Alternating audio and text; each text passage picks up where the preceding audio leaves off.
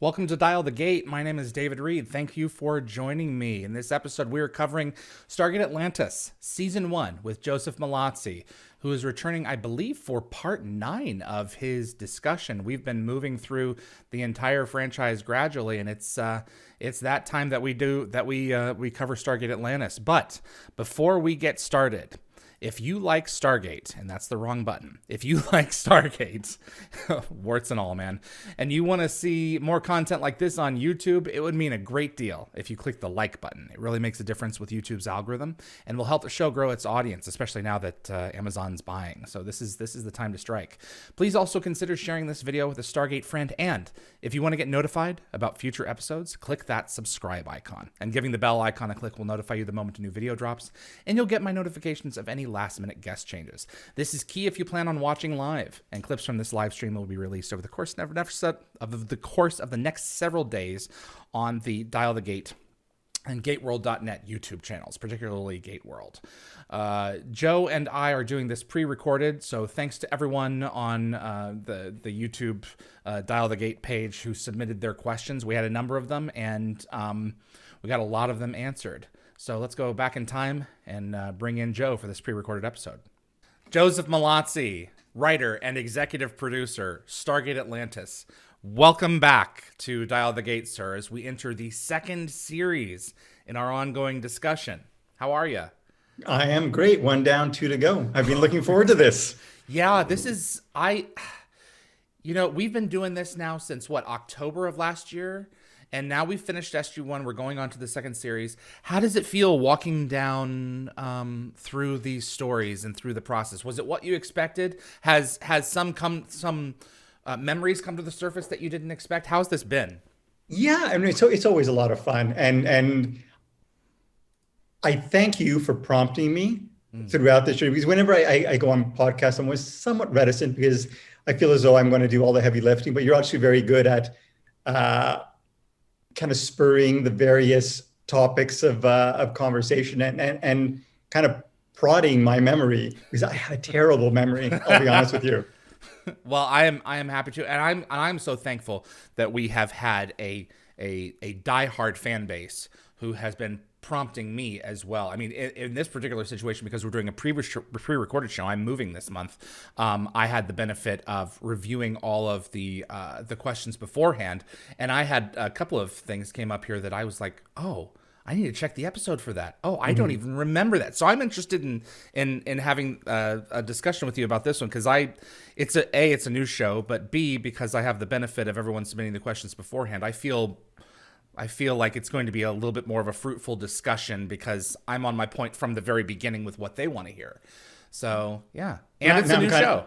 And I'm kind of nervous now because if you didn't remember them, those elements. So, well, the only thing, and the one thing that I'm speaking of that I'll bring up to the front here, because it was one of those like odd little things, and I can't find the question in here to save my life, so I'll reference the person who submitted it later. But one of the fans had asked, in Letters from Pegasus, the Wraith fire a beam at the planet, and I was like, a beam? Yep. What are you talking about? Like the calling beams? And they said it's never referenced again. Whatever this is, they're like sucking life out of the planet or something. Yeah. And I went back and I'm like, sure enough, it's a huge component of that episode. This shot of this energy beam, and we never look at it question. Again. I'll be honest with you, that is a question that gets answered. That gets asked once every couple of months. Seriously? Yes, absolutely. And I'll head off that question by answering the same way I do. Who wrote that episode? I think it was Binder. Yeah, that is a question for Carl Binder. You can find him. He is on Twitter, CP Binder, or at CP Binder. And I'm sure he would be delighted to field your Stargate related queries. I would have to. That's fair, folks. Yeah, check that out. When we go through the Q&A, I'll give a shout out to the person who asked that particular question. But I mean, I think that they're extracting life from the planet, and that would be to feed the hive ship, because the hive ships are organic and the cruisers are organic. Yep. What do they eat? Yep. Did the Wraith, in your opinion, share some of their life energy with their ships? Were they that conjoined? Yeah. No, and in my opinion, they suck the life out of the planet. Okay, yeah, it makes Exactly. sense. I will confirm your hypothesis, but there's no way to know for sure Right. until we speak to the man, The man Carl Binder. himself. Yeah. Absolutely. Before we get into the meat of Atlantis, talking season 1, Trigger wants to know, what are your thoughts on the future of Stargate and how things can be affected by the Amazon purchase of MGM? I believe that with the Amazon purchase, it will accelerate potential new Stargate.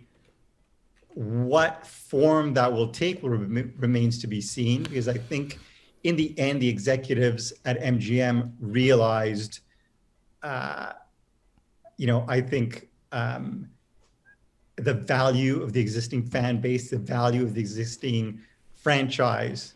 And so they reached out to Brad, and he's been at work developing the series. And it's something I've kept saying. If the executives are smart, they will greenlight a show that offers the best of both worlds, a perfect jumping on point for new fans, what at the same time set in the canonical universe that was created, hopefully created or created by Brad Wright. And if they don't, I think the fans will be very, very angry, and they'll let their anger be known online. But hopefully it won't come to that. Well, I'm cautiously optimistic. Part of me thinks it could go 50-50. They may look at us and go, you know what, we've got to start fresh. But I keep looking at shows like The Expanse and the care that they're putting into trying to reach out to the Lord of the Rings community. And I have hope. As do I. I mean, basically, I'm just kind of fielding best and worst case scenarios. Right. In either case, I think Stargate is coming back. Yep. It's just a matter of time. Yeah. We'll get that ring, one way or another. It's just what form will it take, and the participants that are going through it. So, Louisville guy wanted to know, Joe, what was the process for creating SGA? Was it mainly Brad and Rob, or did they meet with the larger group of writers to brainstorm some general ideas for the new concept? Absolutely not. No, it was all Brad and Rob. And they developed it, they pitched it, and then they wrote the 1 and 2, Rising 1 and 2. And at that point, the rest of the writers were kind of brought on board, and we helped kind of develop the series after that. But the show was fully developed and created by Brad and Robert. What do you think of Rising? I like Rising. I mean, to be honest with you, I look back on it, and I think it still holds up. That majestic sequence of Atlantis rising up out of the water always kind of gives me goosebumps. Rainmaker outdid themselves. Yeah. The work was just extraordinary. Bruce Woloshyn and his team, it's like, man. Yeah. Just absolutely crazy. Yeah. So Rising and the characters and all of that were fully formed by Brad and Rob, and then you guys got to come into that sandbox in the season and start playing with the toys. Yeah, but I mean, it wasn't as easy as that. I mean, I think back to the casting, and the casting was particularly challenging. I'm not sure what you heard, but for instance, there was a doctor, I think Dr. Benjamin Ingram. Dr. Ingram, okay, was a character created for the role. And we held auditions, and no one really popped. And as kind of time went on, we were getting closer and closer to production. We realized we didn't have a Dr. Ingram, and at which point Rob suggested, why don't we bring someone on from SG-1, an established character? And he suggested Rodney McKay. And first we were like, I guess so. He's villainous almost. Yeah. And so it was actually really interesting in that it was kind of an 11th hour decision. And, what could have been if we would cast that Dr. Benjamin character, we never would have developed the Rodney McKay character beyond SG-1. Yeah, I don't know. I mean, Rodney could have ended up on Universe for crying out loud. Who knows? But I mean, I cannot imagine Atlantis without the energy of David Hewlett and Rodney McKay. Mm-hmm. Yeah, I agree. They are synonymous. I agree. The man, I think, shouldered at least 50% of all the dialogue. If you add up word for word. Yeah. Jeez. Redux wanted to know, when you're looking at Rising and your interpretation of the return of that character from Frozen, Ayana, what do you think the story is there? Was there some kind of breakup to move to another galaxy? Her husband in real life is giving her quite the stink eye, because those two were actually married. I think it had something to do with the plague, but there's no way to know for sure. Yes, no, it definitely had something to do with the plague. But again, this is one of those elements that I referred to earlier that for me is kind of lost to time. Now, again, Brad and Robert wrote the episode, and I'm sure in their mind they still fully remember the game plan and all the pieces that they put together to tell that particular story. So I will have to beg off that question. All right, that's fair. And Dan Dutton, of the episodes that you did in season 1, what was the hardest to crack before we get into them? I mean, I look back on season 1, and I have to say that unlike SG1, where I look back in season 4, the episodes we wrote for season 4, and I think that's one of the strongest seasons of writing we did. I don't think it was until seasons 4 and 5 of Atlantis that 4 and 5 were our strongest seasons. Season 1, I'm trying to think back, and I have to say, I mean, I don't, except for the finale. I think there were no real, for me, like episodes that really stood out as episodes I thought, wow, we really hit out of the park. I'm actually going to bring them up on IMDb. Yeah, you did Suspicion, Home, Letters from Pegasus, and The Siege 2. Oh, okay. No, I didn't. We didn't do Letters from Pegasus. Excerpts. Oh, my apologies. Okay, my apologies. Okay, yeah. So only three episodes. Wow. So Suspicion. Like more. Yeah, Suspicion was kind of tough because it was our first episode. Home was hell because the network hated it, because I included like a bunch of because I had to do like a total rewrite, because there wasn't enough action in it. I mean, I had sequences where O'Neill is introducing Teyla to the world, and they go to the park, they get an ice cream, and it's kind of like a fun little, and they were like, no, we just got to get to like the cool sci-fi things. And it was fine, but I remember they reacted very adversely to that particular episode. You said O'Neill. Did you mean to say Sheppard? Oh, sorry, Sheppard. Sheppard was introducing. Yeah. Yes. Teyla to the. Yeah, I think he takes her like shopping or something. There was. I enjoyed the episode because it's an alien race that's hidden kind of beneath the surface. We don't know that there's involvement of another species, and there was so few opportunities or few times where we had a non-corporeal threat, other than like the Ori, for instance, but a fresh new alien species. And I thought the Mist as an intelligent form was a cool idea, and the fact that when the wormhole opens, you end up killing some of them because they're literally what charges the gate. Yeah, I just kind of love those type of episodes, kind of the twist where basically you think the first twist is it, and then they throw in another twist and a third twist. Pardon me, actually, I got. Oh, I'm sorry. You want to pause? So no, I'll be fine. Okay. I'll fight through it.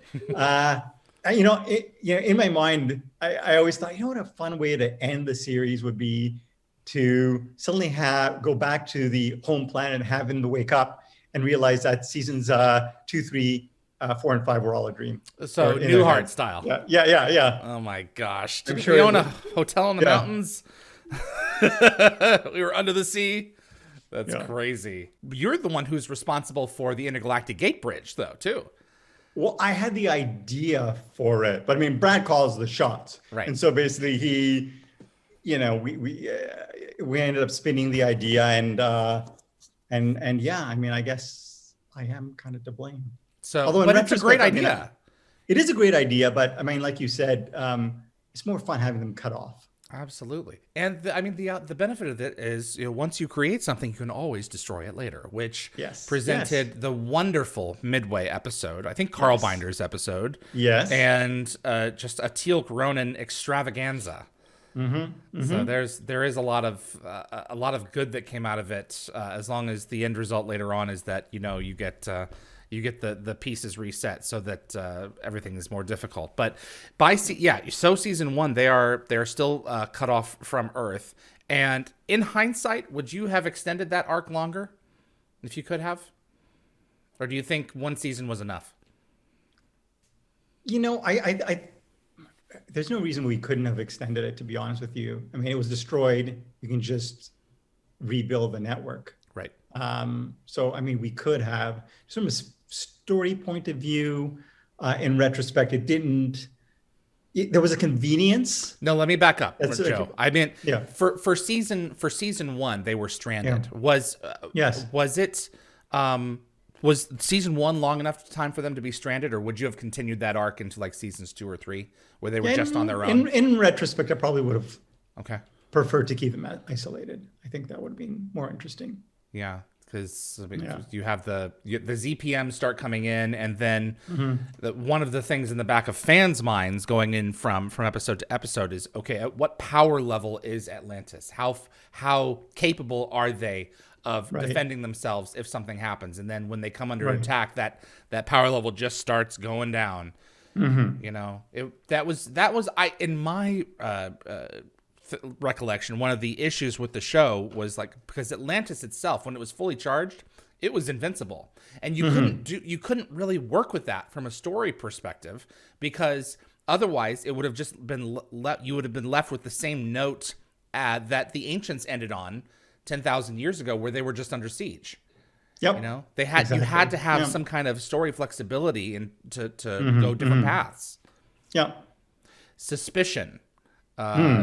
Before I get to a couple of notes on home, Suspicion is our real parting ways with our first friends in the Pegasus Galaxy, the Athosians, and testing their honor and testing Teyla's honor. Now, in the pilot episode, the necklace that Sheppard picked up, was that a deliberate carryover into Suspicion, that story thread, or was it, we can use this in the pilots as something that we can use later on? I think it was more the latter, to be honest with you. Okay. And we kind of layered in, and I mean, it happens so often that you'll introduce certain elements that kind of slot in nicely in later episodes, whether subconsciously or not. It just kind of works out. Okay. Which of these characters, before we move into the season, were the hardest for you to write for in retrospect?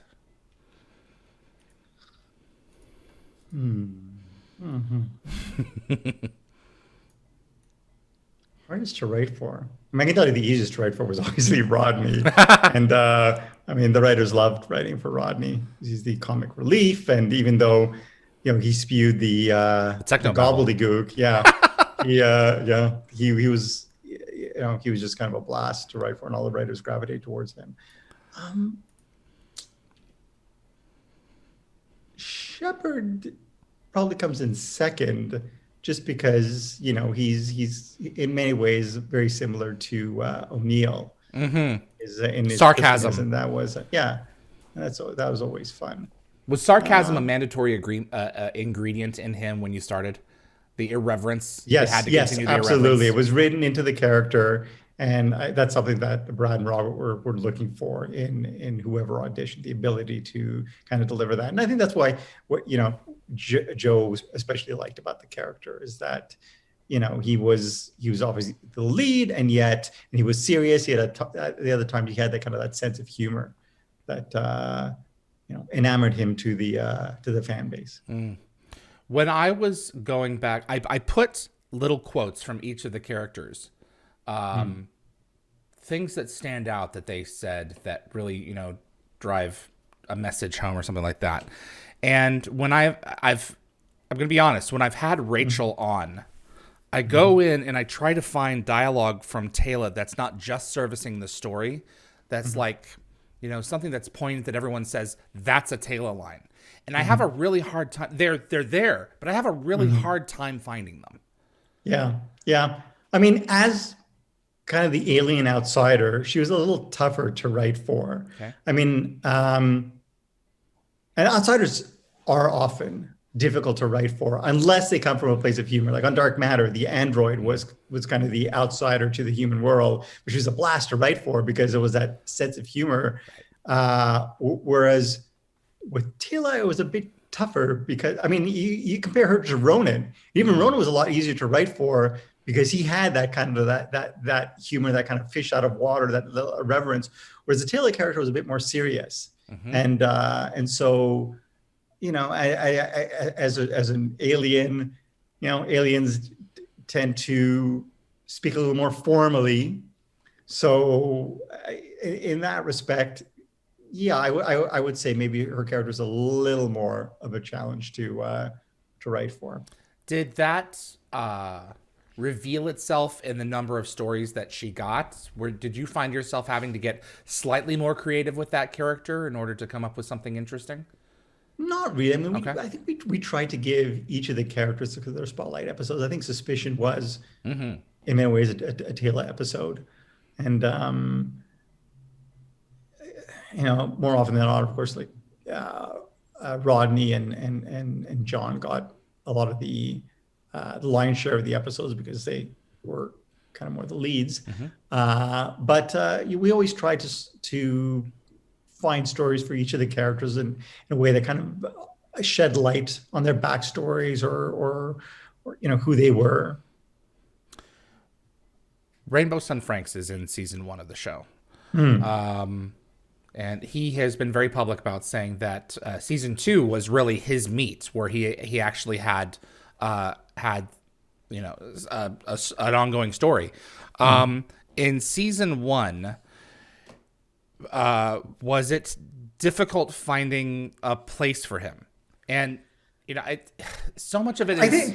Go ahead. Yeah, no. To be honest with you, I think the first season, there's so many growing pains, and you're trying to establish the world, you're trying to establish the series, and sometimes it's a little more difficult to focus on those character stories. I mean, I would have to go through season 1 and compare it to the ensuing seasons, but like my instinct is that season 1 was comprised of less individual stories and more, I would say, group stories, as really the focus was on the city of Atlantis, the expedition, the mythology, and just kind of the world of Stargate. And so just you kind of establish the foundation, and then from there you move on and tell the stories. But I mean, we like I said, we always kind of try to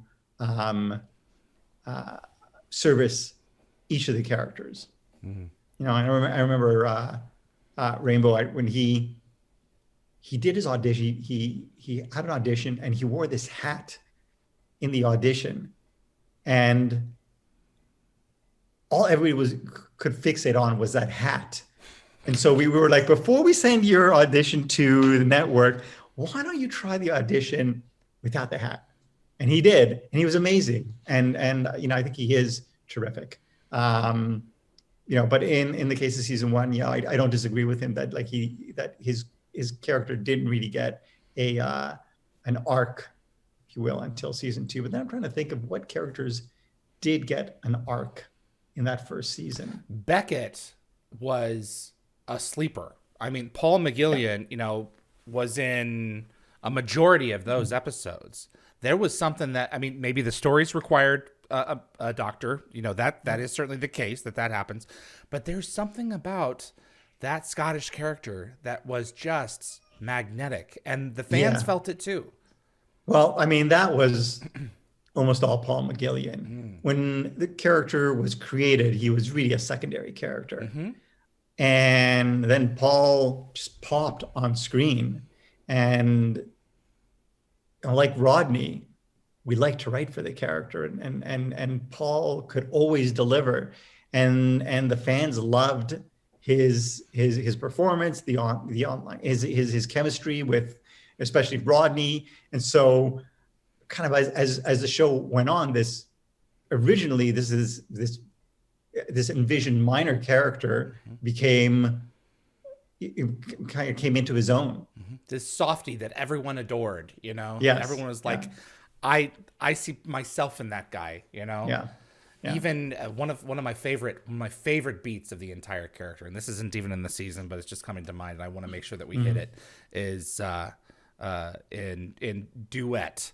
The dart crashes, and the shield over the canopy goes down, and he makes eye contact with the Wraith, and his gun goes down because his instinct is to help. That's who he is. He wants to heal his enemy. And it's just, the character just always seemed to fire on all cylinders. Yep. Yep. It just worked. Paul McGillian. Yeah, I'm a big Paul fan. So Absolutely. The Ben Cotton, you had Ben Cotton in a couple episodes in season 1. Actually, another brilliant actor, Kavanaugh. He was a great character and a great foil for really everyone, especially I guess Weird to a certain extent. And yeah, Ben Cotton is very strong. Absolutely. I would have loved to have seen more of him. And I was delighted when you brought him back in the finale for just like one last go around. That was terrific. I think you're not Star Trek. You can have conflicts between the characters, different ideologies, different approaches. And he was one where it was like, you really need to watch your back.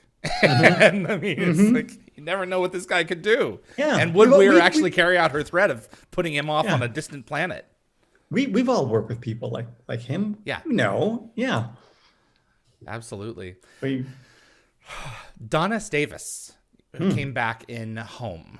This is I think his only Atlantis appearance. It was just a great nod to all of his time on SG-1, getting to see that character in Atlantis, even if it's just for like an expository or like service role of, we have to have the general on the base that everyone reports to. It was so good seeing Don in that episode. It seemed like any chance you guys had to use Hammond, Don was always up for that. Maybe there were a few times you couldn't get him, but I was curious to know about that. Yeah, no, I think back to my time on Stargate, and I got along with most everyone, but in terms of like true friends that I've made that like I would go out for dinner with, and Don was one, and Bob Picardo is another one, I mean I always had a lot of respect for Don, and he had great respect for the franchise, and especially Brad and Robert, and was always kind of very appreciative of the big break they gave him, and he loved playing Hammond, and really the opportunity to have him back was just too good to pass up. And of course, I mean, you reached out to Don, and he was always more than happy to come on by and return and play. Absolutely. There's just something about Hammond that works, and everyone has always loved that character, and with good reason. With this season, as with SG-1 season 1, the bad guys are coming. That's kind of like the setup near the end of the first season. It works itself towards our primary foe is coming to get us. We have to overcome that threat. And much like season 1 and the beginning of season 2 of SG-1, season 1 and the beginning of season 2 of Atlantis really was a 4-parter with the start of letters from Pegasus. Tell us about going into that final stretch for the season. I mean, it was exciting. This one actually was one of my favorite episodes of the first season, and in terms of, and also just in general in terms of the entire show. And I always loved the epic two-parters. I think it was a three-parter. Basically, I think it's 1 and 2, and then we finish up with with Siege Siege 3. 3. Yeah, but this was an interesting episode. The Colonel Everett was it? Everett comes into Siege 2. Yes, I want to focus on letters from Pegasus first, if you don't mind. You have sure. have the handy cam, the letters home, which is kind of like the framing of the storytelling device. Yeah, the framing of the storytelling, and then you have Sheppard and Teyla on a mission to save some of her friends from a planet who is in the direct path of the Wraith hives to Atlantis. Mm-hmm. Yeah, that was one of those episodes where, I mean, I'll be honest with you, it's one step removed from a clip show. Yes. We're heading towards a big season finale, and you need to save money for the visual effects. And so we did this episode was a little quieter and had a little more to do with our characters, and it was a nice episode. And Carl Binder always excelled at these types of episodes.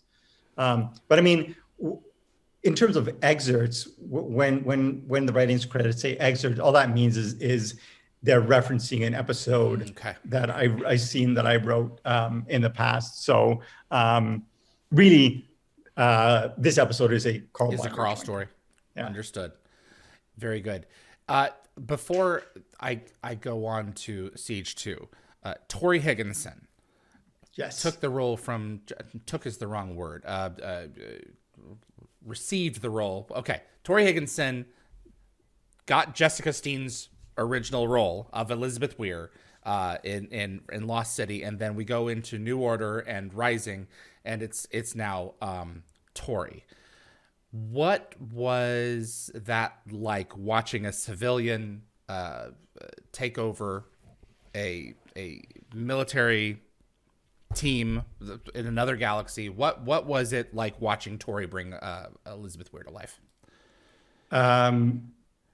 Torri's amazing. I mean, she just, I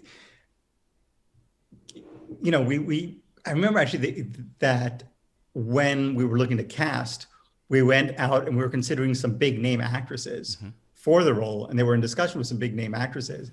And we looked at Torri, and she has such a, an empathy or performance that, I mean, she perfectly embodies kind of the civilian facet of the expedition. It was kind of very interesting too to write for a character who was really almost kind of diametrically opposed to the command structure that we had been writing for on SG-1. Okay. So, I mean, it was interesting. It was a challenge. I think the biggest challenge, though, for writing for the Weir character was the fact that she remained in the city while the team went out and had their adventures. I mean, in the case of Hammond and Landry in SG-1, they were truly supporting characters. She's second billing. Well, yes, exactly. So you really wanted to give that character her due, and just because Torri's so amazing, you want to make efficient use or great use of her character and her performance. But sometimes that was just kind of a challenge in that the story would really be, it would be an off-world focused story. Right. So, how does the Weir character kind of fit into the mix? And I mean, we went through this like a number of ways, and there were some instances where she was involved in negotiations with the Genii and in future episodes. But that was kind of for us always a bit of a challenge. Yeah, she is an administrator. If she's off having adventures with the team, she's not administrating. So, I think that it gets back to kind of the larger point that I was kind of trying to tap into, which is with Ford and some of the others. In some cases, I can't imagine it does it. let me start over. What I'm trying to say is, when you create a character, you have the expertise of that character. For instance, Ford is a weapons expert. If the character does not service the stories that are created, there's only so much that the actor can do, regardless of how good the actor is, because the actor doesn't have a chance because the character doesn't have much utility in the stories that are created. And so at a certain point, it's like, do we continue this, or do we alter the character, like transform them in such a way where they are compatible, or do we try something else? And I think with Ford and with Weir, perhaps this was the same way. At a certain point, we wanted to go in a different direction. You have to make those decisions as creators. Yeah, and that's exactly it. It all comes down to the script, like you said, and the stories that service the overall arc and I guess thrust of the series. And yeah, I mean, when we came up with kind of that storyline for Ford, that was kind of interesting. I mean, it's always interesting to have characters go dark side. And I know so the actors love to play the dark side characters. So that was kind of an interesting story. But I mean, of course, in doing that, it creates kind of a more interesting storyline for the character, but at the same time, it detaches them from the home base of Atlantis. You're burning through their fuel tank a lot faster too, depending on the nature of the storyline and where it's going to go. Because once at a certain point, Ford blows up with the Wraith ship, unless something shouts forward later on in the development of the stories that you're doing, you have to have a good excuse to bring the character back, because again, it comes down to the character's utility.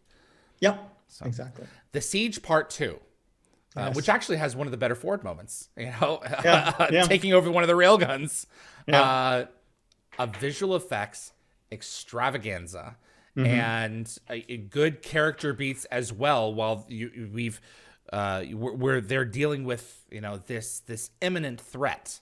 The storylines that you have engaged in throughout that season, and little character beats between one and the other, really come to fruition in this episode when we are under attack. Tell us about bringing the Siege 2 to life. Yeah, I mean, I love writing the finales in that it allows us to dovetail all those storylines and arcs that you've been nurturing over the course of the season, and sort of like juggling to a certain extent. I mean, and you want to have all the balls in the air at the same time, and you want everything to pay off nicely. So I look back on, I mean, in fact, there was one point where I looked back at all the finales I had done, and they all kind of very similar thematically. If I look at like was it Camelot and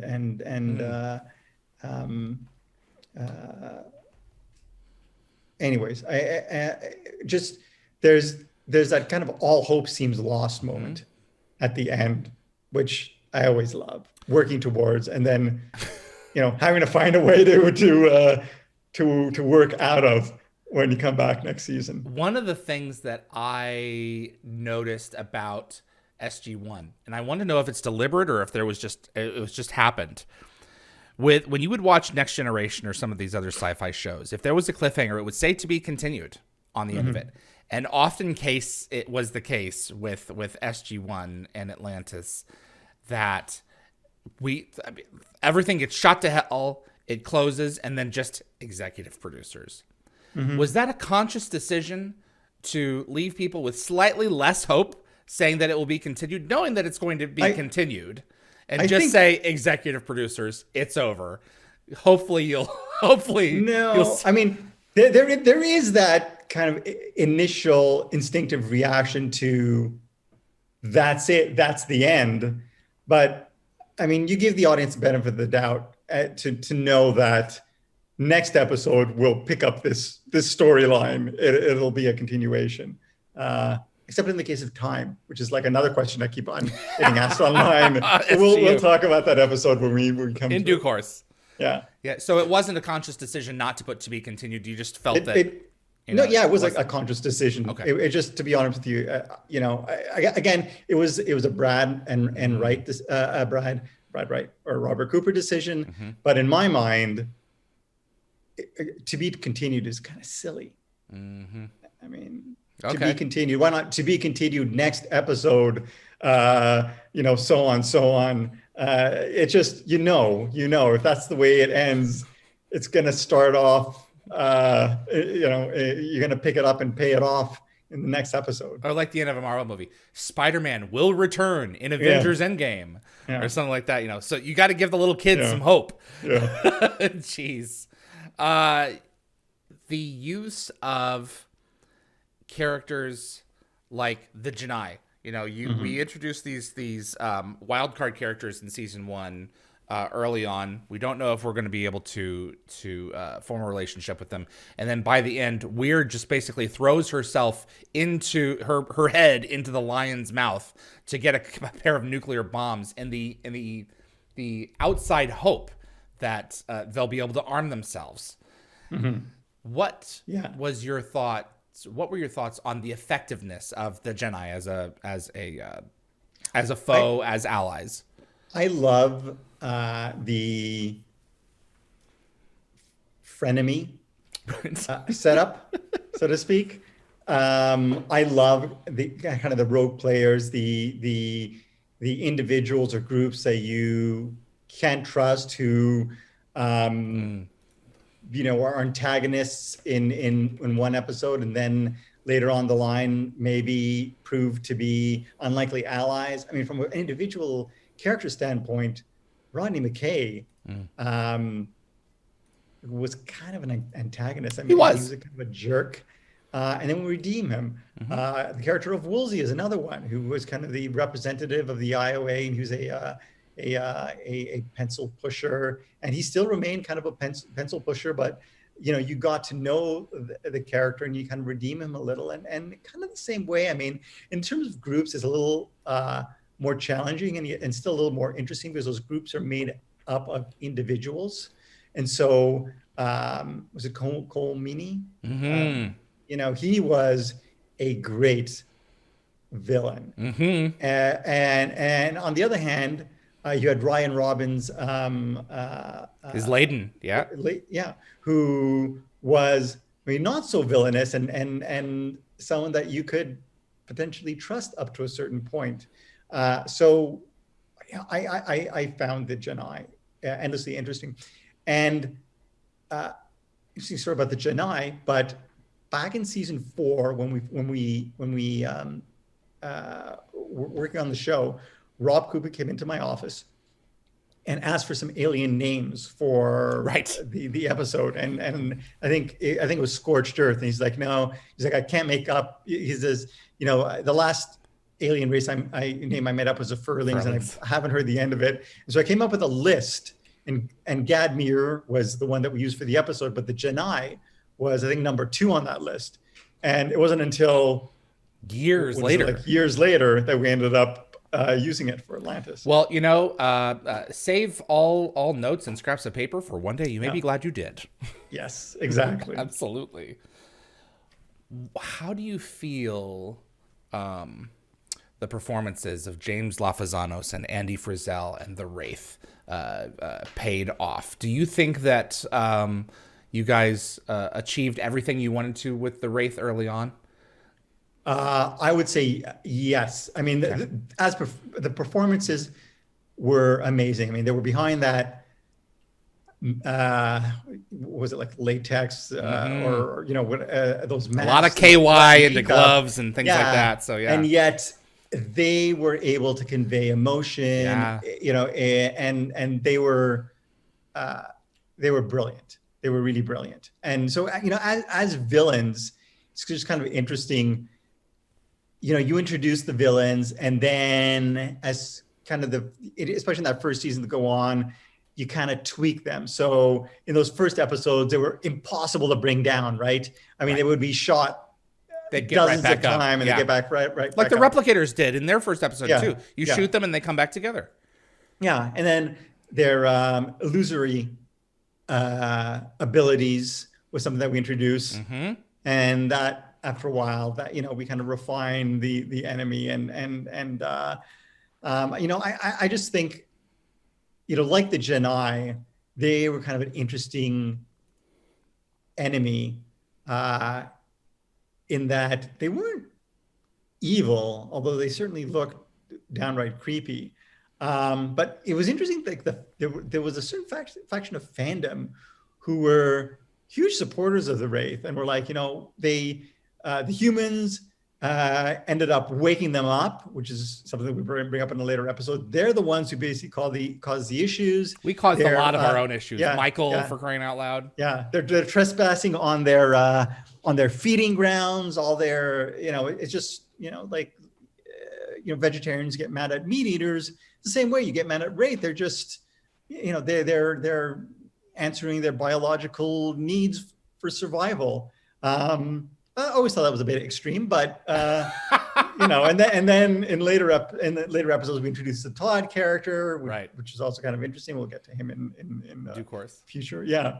But I really like them as a villain. The System Lords were always my favorite, just because they were, as System Lords, very unique as individuals. Whereas the Wraith were very much kind of a hive mentality. And yet, as kind of a general villain, I like them. So, I think I would go Goa'uld, Wraith, Ori. All right, there you go. Yeah. That for anyone who wants to know Joe's order, he just said it. And from a philosophical perspective, I had a long conversation with the Stargate novelists who, in the Legacy series, Atlantis novels, there's eight books now. They really dive into the Wraith as a species, and so they spend some time going over what you just wrestled with, which is they didn't ask to be what they are. They are what they are, and they exist again because the ancients made them.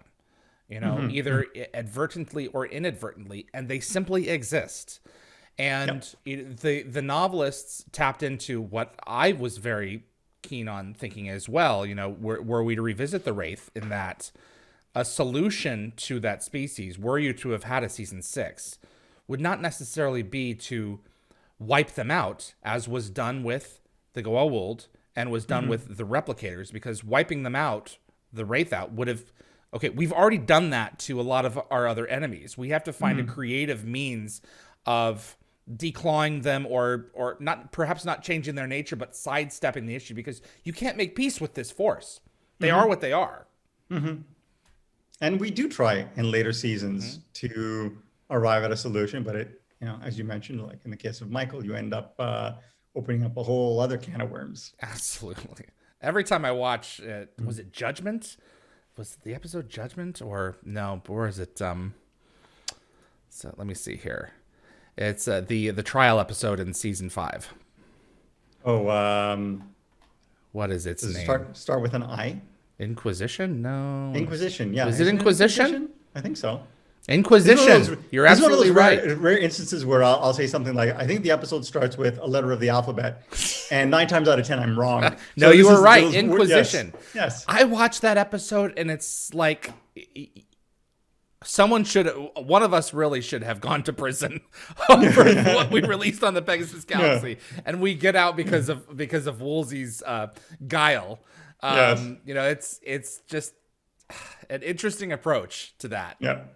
But I have fond memories of watching that first season with friends, and really kicking off a brand new adventure. And you guys did yourselves proud. You gave some real legs to the start of a show that was going to do another 4 years on television. Yeah, I look back, and I continue to be amazed at the fact that we would produce at that time, for the first season of Atlantis, first time we produced 40 hours of television, and nowadays, I don't know who 10 else hours has done that. is like a big, yeah, it's like a huge deal that will take a room months. If you had the chance to do it over again, would you? Or we'd be like, Yeah, hell absolutely. no. Yeah, you No, would have. absolutely. Another Oh 40. yeah, absolutely. Yes. I can't Yes. imagine the exhaustion, Joe. Yeah. No, but I mean, I think you get into a bit of a rhythm. You know, I mentioned when we're talking about season 10 of SG1, how we would go off armed with our scripts, and you try to get as many scripts possible before you go into production. And then, you know, as the machine eats it up, you have to sort of stay ahead of the machine. You're putting I track just in pushed front of the myself. train. Yeah. I pushed myself and ended up writing 3 episodes. Again, I don't remember. I think Memento Mori. I forget what the other 2 were. But you do it. You can do it. You know, back in the day, I remember reading that, you know, the idea of running a 4-minute mile was unheard of, and then once someone did it, everybody started to do it. Right, so, exactly. You know, so that's what it kind of was like for us. I mean, we did it, and then we did it again, and we did it again, and I think most showrunners are kind of soft nowadays. I have to say it. They're kind of soft. They're having the luxury of their 3 or 4 month room so that they can you know, put the finishing touches on those 10 scripts. I would argue though that there are fewer duds in shows when you have 10 episodes of a season. There is fewer opportunities for things to go wrong. Not to say that there were things going wrong in your 40 episodes, but there is something to be said for television when you only have people can only produce a certain number of ideas per year, you know, in their minds, regardless of the size of the team that you have. So if you're cutting down on the number of hours, the excuses that you have to not put out the best of the best get fewer and fewer.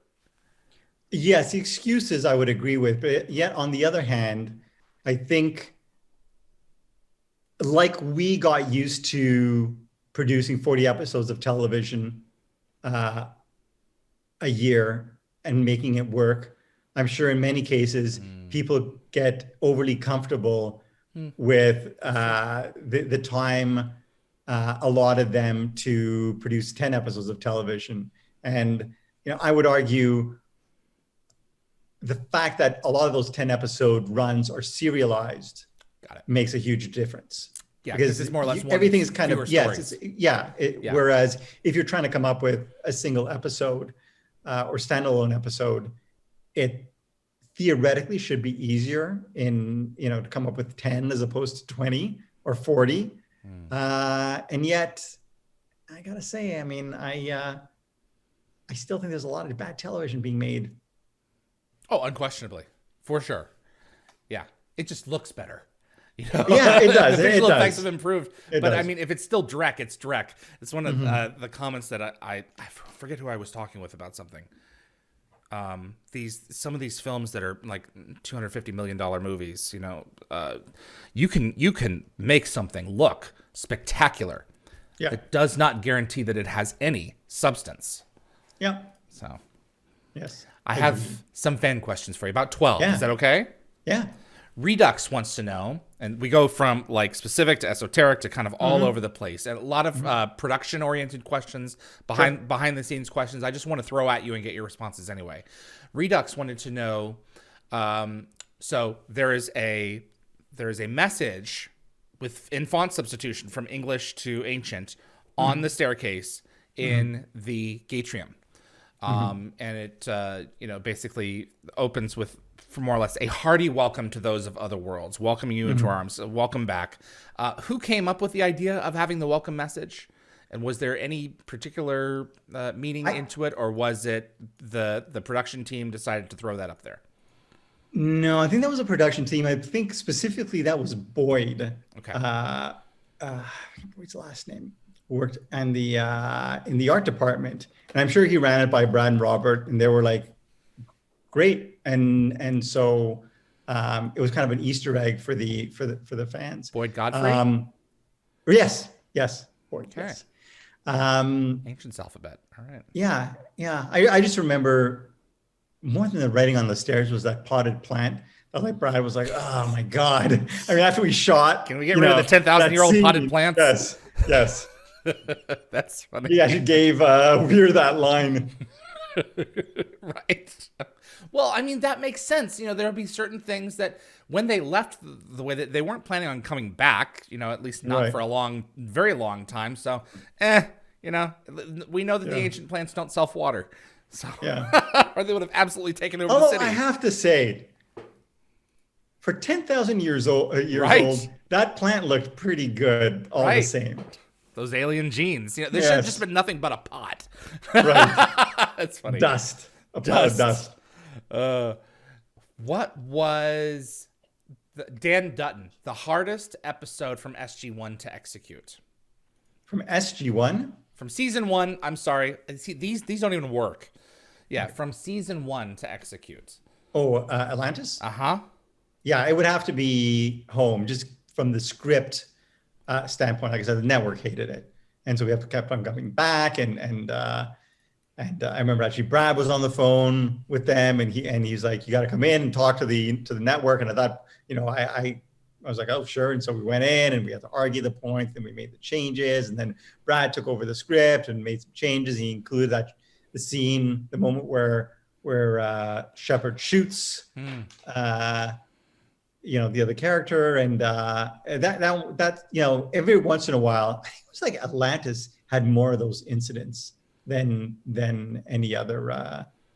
Atlantis was more action. Either SG1 and I mean, I think SG1 had like a similar amount of action. Mm-hmm. Yeah. Okay. There's only one episode of SG1 that we were really spinning our wheels off, and then we just kind of threw our hands up and handed it to Rob and we can't leave it at that, my friend. What was that? What was it? I remember I always used to make up these ridiculous placeholder titles, and the placeholder title was "Fools Go Old." And what was the episode where they end up stranded with Apophysis' ship? Enemies? Was it Enemies? They're stranded across the universe. Yeah. Yeah, was it the enemy before? Anyways, we were writing the script, and Rob kept on giving the note. No, you have to move up this action into the script, and so we're like, okay, and we sat down to write it, and we're like, it doesn't make sense. And he's like, no, you have to do it. It's and we're like, it doesn't work. It's one of the. I remember being, what's the word? Really annoyed. Okay. Because it was one of those instances where this isn't working, and Paul and I were banging our heads trying to make it work. Yeah, you're not cracking it. We reached the point, and we're like, we can't do this. Like, you know what you want to do. It's all yours. And so he took it over, he wrote it, and then he realized he couldn't do it, and went back to sort of what we had done originally. So again. As an editor, I encounter that with people who are like, I want this. And I'm like, it's not working. They're like, well, do it anyway. And I do it. And they're like, yeah, okay, you were right. You have to go through that process and do what you can, and sometimes you just have to show even Robert C. Cooper that, hey, you know what? Do your best. Yeah. But again, if there's one episode I have not great memories of, it's Home. The script writing process. I mean, the episode was ultimately a lot of fun, and I actually loved, like I said, kind of the twists and turns and little subtle hints we put in with I think it was Weir's jewelry, right? What she was wearing, what she had, what she didn't have in other episodes, and then you can go back and kind of I love putting those little subtle hints that you missed the first time, and you rewatch the episode, you're like, oh yeah, there it is. How much influence did the network have to stories? I mean, I imagine most of this is all politics. We'll give you a little on this one later on. We expect, a little ease on a script later. How much really did they have, or could you guys say no? We're just be all like, Larry David about it. No, I'm not cooperating. I'll be honest with you. I mean, Brad and Robert sometimes had some real rows with the network executive. I mean, it's a collaboration, okay, right? So you do your best to address the notes, and Paul would always say, don't say no on the call, but my instinct when I get the notes is like, we can't do this. And Paul would always look for the spirit of the note. I mean, why are they giving this note? What are they looking for? Instead of addressing it in the way that they're requesting, maybe there's another way that makes sense. So, I mean, we had our battles. I think Brad and Robert really, ran point on that, and they had like the biggest battle. I remember actually one episode where Paul and I were on with the network, and I think it was a tower, and they did not like the tower, and we were going back and forth, and the call abruptly ended. They were like, "We don't accept this episode," and we're like, "No, fine." Yeah, at a certain point. Yeah, I remember. This is kind of a little off topic, but it's kind of, it's not off topic, but it's not with your show, but it reigns true to the same spirit of feeling. I was watching the last Frackin' special for Battlestar Galactica, and they had brought in some of the network executives in for the show, and one of the network executives was saying, for Battlestar, I really wanted a puppy, and I'm sitting there going, are you crazy? Are you? I know that. It's funny you should mention that because that's why. Because that executive visited the Stargate offices and said the same thing. She's like, I would love to have a puppy on the show. And I remember all of us looking like, what?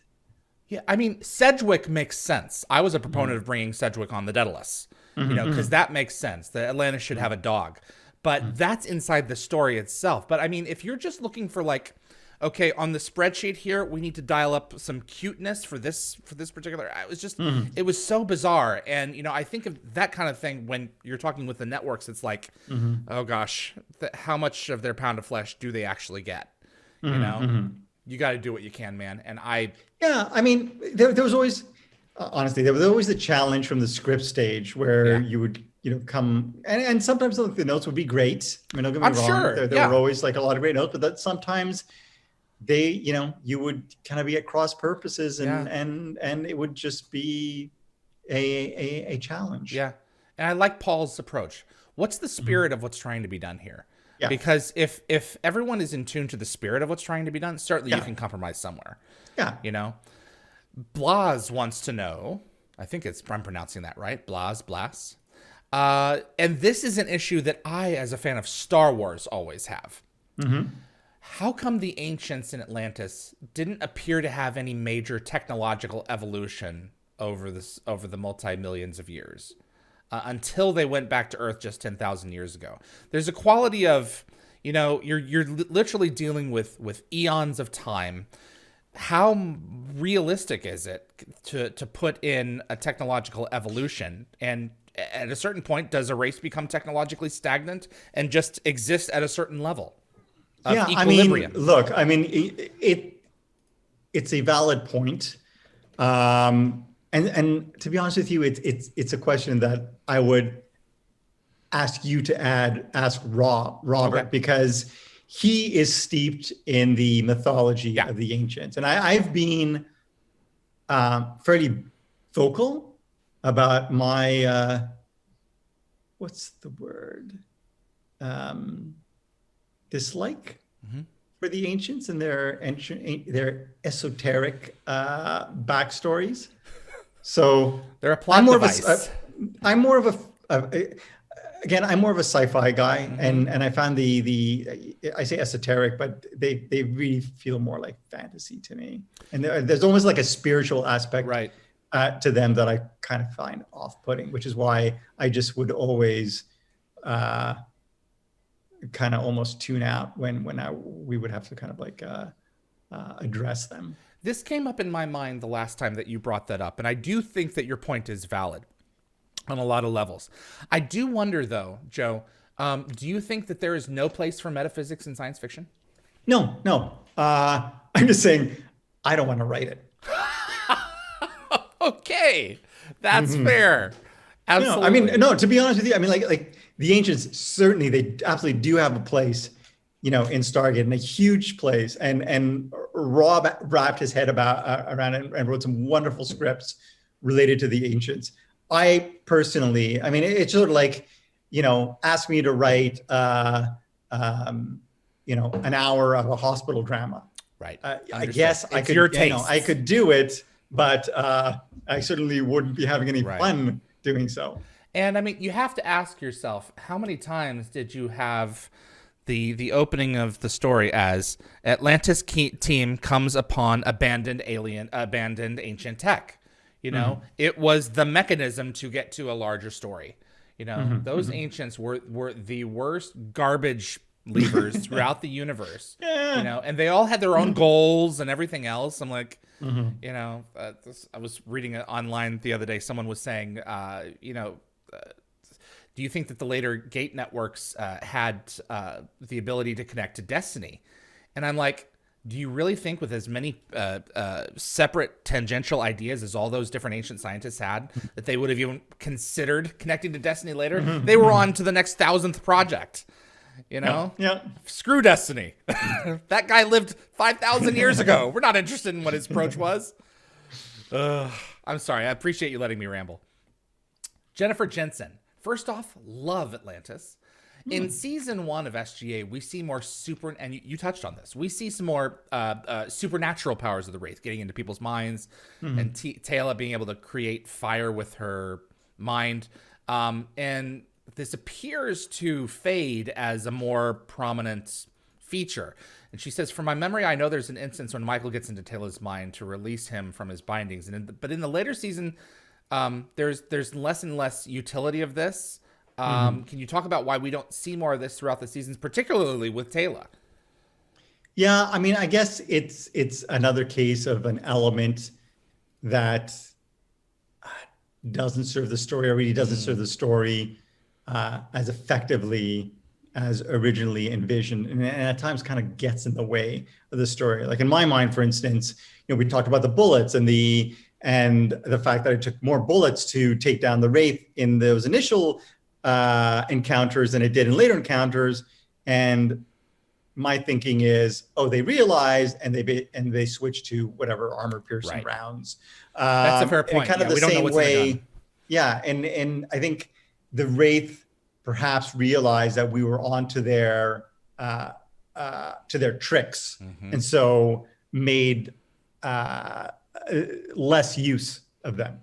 Yeah, I mean, I would have contacted Earth in that first initial message and say, bring knives, bring swords. We need to cut off their hands, and then they can't feed anymore. Problem solved. Goran Antonowski, was Robert Patrick considered for more episodes and more time in the show besides the pilots once you knew what you got?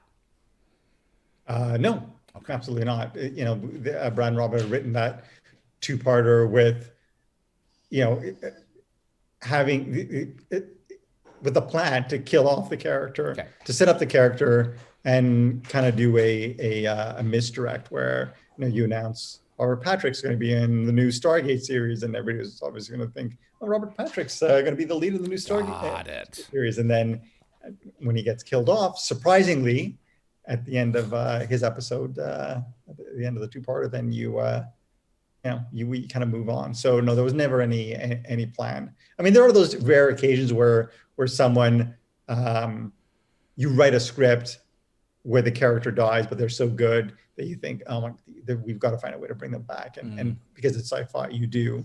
But in the case of the Robert Patrick character, the plan was always to kill him off. It wouldn't have been interesting, though. I mean, if Atlantis were made today, to have Sheppard as more of a prodigy, and to bill the show as having Robert Patrick in it, and then to have the twist be that the prodigal son is the mentor, the mentee is going to rise up and actually be the one to exist in his mentor's footsteps. It would be interesting. Spin-off. There we go. Yeah. And also, Goran wanted to know, was Colm Meaney your first choice for Cowan? I believe he was, yeah. Okay. I mean, when you get a caliber of that kind of an actor, man, oh man. Lisa M., I liked the storylines of Atlantis and challenges that the Atlantis team had to face. However, in my point of view, it often felt like a one-man show because it was Sheppard who was frequently saving the day. I got that he was the leading character, but I would have liked a more balanced approach. What is Joe's opinion of this? Does he agree? Does he disagree? Again, I mean, my memory's kind of hazy that first episode, but I feel as though certainly in later episodes, you could kind of chalk that up to Rodney being the one who kind of steps in and saves the day. So maybe in that first season, it was a bit more Sheppard who leaned, on Sheppard a little more in terms of being kind of the hero. In much the same way, kind of we set up, there was that dynamic on SG-1 in the early goings where O'Neill was a hero, and yet, I guess SG-1 was very different because Teal'c had his own storyline to deal with in a way that the Atlantis characters didn't, and Carter really stood on her own, and she was like a sort of a counterpart. It was really, I mean, O'Neill, Daniel, and Carter, and Teal'c was important too, but he was kind of like, his kind of separate storyline. But those three characters were all very, very equally, I think, equally strong, even though it was Richard Dean Anderson in Stargate SG-1. But in Atlantis, it was really more at the beginning, certainly Sheppard and the other characters, and then as time went on, Rodney came to the fore. I think that, to be perfectly honest, in SG-1, the characters have their own separate utility in different scenes, whereas a lot of times in Atlantis, Sheppard is goading Rodney to solve a problem, and Teyla and Ronan and Sheppard are standing guard while Rodney's working. And there's a banter quality between all of them that's actually the thing that's engaging to watch in that particular instance. So it's just a different group. Yeah, and like you said, they have like a certain utility. It's hard when you're dealing with like outsiders, like Teal'c, whose story is rooted in the Jaffa and is not from Earth, it's not from the SGC, and it's kind of much the same way that Teyla was not originally from the Atlantic expedition, but her backstory allows us to tell stories that we wouldn't be able to tell with the regular Earthern human group. That's fair. Teresa MC, were there ever plans to put Sheppard and Teyla together, even briefly, in a romantic storyline, or that wouldn't have worked with her on his team? We see allusions to this in like the dream sequence in the it's one of those instances that the shippers versus non-shippers was something that existed on SG-1 and existed on Atlantis, and it's something we did toy with, and then Rachel got pregnant, right? And we were like, what is it? Shepherds? Is it someone else's? There was one for like a half second. We thought consideration Shepherds, baby. Yeah. And then I remember it was Paul who was like, "There's no way it can be Shepherds, baby." Why not? Just from an honor perspective, from I guess him as a team member. Yes. Okay. I think that was the issue. And so by not making it Shepard's child, that pretty much killed the potential kind of relationship between the two of them.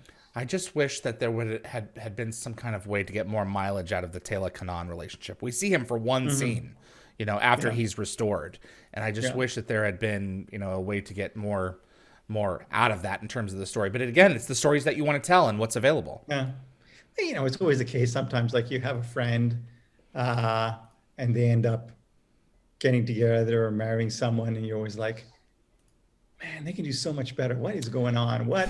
I hear that. What do they don't know? And Kanan was like a perfectly nice guy, I'm sure. And I'm sure there was a side of him that we never got to know. But on kind of the surface, you think Teyla could have done kind of better. In hindsight, would you have hooked Sheppard up with someone before it was all said and done? Or do you think he's more of a lone wolf? It was Sheppard's greatest wish, Joe Flanagan's greatest wish, to be able to do a little more kirking, shall we say. He He did get plenty of kirking. Yeah, well, not enough. You don't think so? Not enough. No. And I mean, I remember he did pitch sort of maybe bringing on another character as a kind of a supporting character. And the Jill Wagner character from Travelers was initially introduced to sort of potentially fill that role. But I mean, it was just one episode, and then she went off and got Wipeout. Yeah, she was unavailable. Yeah. That's a shame. I think that there could have been something there. You know, he's Sheppard is such a guarded character. And you know, there's a part of him that's still, I think, in Antarctica, you know, basically scrubbing toilets, as it were, you know, after what he did in Afghanistan. And I think a domestic kind of Sheppard would have been interesting to see in terms of how it would have changed any of his characterization when he was on the battlefield. I always felt that he had something to fight for back in Atlantis, but I'm talking like something to fight for, like someone to fight for, would have been interesting. Yeah, I agree. What was Spina Breaker, the greatest challenge from the Wraith point of view in writing them? Was it the hive mentality? Was it getting inside their heads? The novelists had an interesting approach to this as well when they were writing the Wraith, because they had to actually label them. It was the only way to actually make the novels work. No, I think the biggest challenge was the fact that really until Todd and I guess to a certain extent Michael came along, they weren't as distinct as individuals as, let's say, the System Lords, which is what I loved about the System Lords, is they were all very colorful, they're very unique. They deliberately want to set each other apart. Kind of like, they were kind of a hive, and it's just kind of tough to give a villain personality, and you love to give your villain's personality. Right. So that, I think, was the biggest challenge when it came to writing the Wraith, at least in the early going. Okay, that's fair. Steffer's Tune. Although the Wraith are this horrifying enemy, the palette for the city of Atlantis was lighter than a base buried in Cheyenne Mountain. Was that a conscious choice to set a different tone for the show compared to SG-1 from the beginning? Yeah, absolutely. No moss? I mean, it absolutely was a conscious decision to give it a obviously more kind of aquatic feel. Right. Kind of the blues are all over that place. And that's something, I know Brad and Robert can specifically speak to, because when they were designing that set, they were very involved. And, I'm sure sort of, again, that aquatic theme ran throughout the early conception of the Atlantis, the city of Atlantis. Three more, two relating to Atlantis and one to you specifically. Carlos Takeshi. Season 1 introduced many things that would become critical recurring elements. The Hoffen drug, the Genii, Teyla's connection with the Wraith. Was there anything you wanted to include in those early episodes, the early going, or did include that didn't end up working like you had hoped? Or were any of those recurring elements from season 1 bigger deals than had originally intended? I look back and no, there were no stories that I remember pitching that were turned down. I mean, very much in that first season, the show was finding its footing. So, I look back and I think as the series progresses, especially in the late goings of that first season, I think it really comes into its own. I think the first 2 or 3 episodes are like really strong, and then the middle of that first season, I think, is probably the roughest go of the series as a whole. With in my opinion. Okay, with the hurricane and everything else. Well, actually, sorry. I think that mid-season 2-parter stands out amongst. So it basically starts strong, continues along. Then we get really strong with that mid-season 2-parter. And then there's a dip. I mean, I look at, you mentioned, there are certain stories that, work and some that don't, and hits and misses, and there were misses in that first season. You can only produce so many rabbits from hats, Right. Yeah. Sometimes you have to go with something else, not to say that you're giving up, but you have to. I can't imagine the pressure that you guys were under every year, You have to see what sticks. Yeah. Me, anytime. the last Stargate related question, and this is one that I also assumed was going to be the case considering the Zat gun adoption in SG-1. In SG-1, they adopted the Zats. In Atlantis, the Wraith Stunners, when they become guns, when they become pistols by the beginning of season 2, they weren't adopted. Thoughts on why this was? I was kind of always expecting that. I guess from a sort of practical standpoint, I don't know if like the Wraith, the Stunners, did they work on the Wraith? Yeah, I believe so. Or to some effect? Well, then we should have. I guess we should have. Yeah. The one thing that I can think of is that Zat guns can kill and the Stunners can't. So they only have, this seems to be the word of this episode, they only have so much utility. So maybe that's the thing. But I had always been under the assumption that, yeah, well, you know, we acquire the alien tech like the mandate was for Stargate Command. I think that would, the Asuran Stunners, and I've got one right over here, those were badass. Right. So would love to have seen that. And Joe, Tracy wanted to know, and thank you for walking through season 1 with us. This is, as always, every episode is fantastic to engage with you on this level. Tracy wanted to know, you've been tweeting some interesting teasers. Is there something your fans should be aware of? Is there an upcoming project coming to fruition soon that will be perhaps on the air soon? I think this is probably a reference to the Stargate concept art and videos I'd be posting every day. No, I mean that. Okay. I have nothing to do with developing the new show. That is all Brad, and hopefully we'll be doing a new Brad Wright series sooner than later. I'm just, to be honest with you, I don't even know what I have on my laptop. I did a search for concept. And I came up with a file folder I didn't even know existed, or 2 file folders, one labeled SG-1, one labeled Atlantis, and and they're broken down into seasons. There you go. And so I'm working my way. I think I'm near the end of season 2, and I post one piece of concept art on Twitter and on Reddit every day, and then usually I'll post like a season's worth on my blog every week or so. And in the meantime, I did a search for like MOV files, which are kind of in play, and I transfer them to MP4s, and I'll find the most amazing stuff like schematics, kind of like not ND graphics and from the shows. And I've been posting those as well.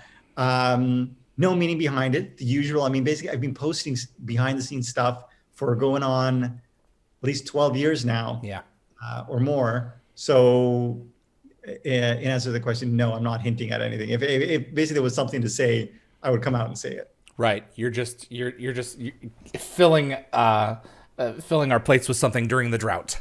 Yes. Yes. Exactly. I am really excited about the Amazon news, and I think that if they are smart and want to fast track anything, they can look at this low-hanging fruit that Brad has been, wanting to get off the ground for a couple of years now and say, let's go with that. We've got a 350-hour database of product that's sitting right here. There's an active fan base that loves it, a new generation that is discovering it now that wasn't even born then. Let's do it. Yeah. I certainly hope so, and that would be the smart thing to do. I completely agree. Yeah. Or blow it all to hell and start over from fresh and make millions of enemies. So, jeez. Joe, as always, it's a pleasure, my friend. Thank you so much for joining us. It was a lot of fun, as always. Thank you. Thanks so much to Joseph Mallozzi for returning once again for another episode of Dial the Gate. This time we covered season 1 of Stargate Atlantis. And many more to go. 2, 3, 4, 5, 1, and 2. So another 6, 7 episodes to go before we run out of Stargate content to talk about. Dial the Gate is brought to you every week for free, and we do appreciate you watching. But if you want to support the show further, buy yourself some of our themed swag. We're now offering t-shirts, tank tops, sweatshirts, and hoodies for all ages and a variety of sizes and colors at Redbubble. Checkout is fast and it's easy, and you can even use your Amazon or your PayPal account. Just visit dialthegate.com. shop.redbubble.com, and thank you so much for your support. And if you enjoy the show, please consider liking, sharing, subscribing, commenting. All this engagement helps the show fuel further episodes so that we can continue to produce this content that everyone loves. So my name is David Reed. Thanks again to Joseph Mallozzi for joining us. Thanks to my amazing team of moderators and staff: Summer, Tracy, Keith, Jeremy, Reese, Anthony, Linda Gategaber-Fury, and Jennifer Kirby. Thank you all for continuing to make this show happen with me and get us to that 100th episode. My name is David Reed for Dial the Gate. See you on the other side.